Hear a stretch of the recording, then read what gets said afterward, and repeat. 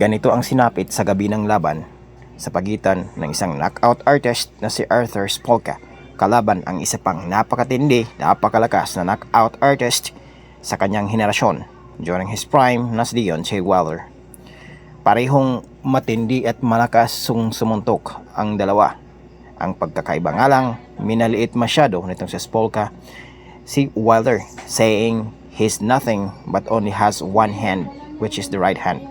Sa gabi ng kanilang laban, sinaksihan o nasaksihan ng may bahay nitong si Spolka kung paano siya tinalo ni Wilder sa round 9 ng gabi ng kanilang laban.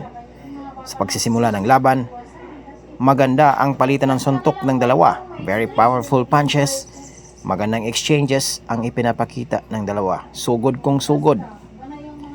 Pero etong si Wilder, tumitiempo lang pala.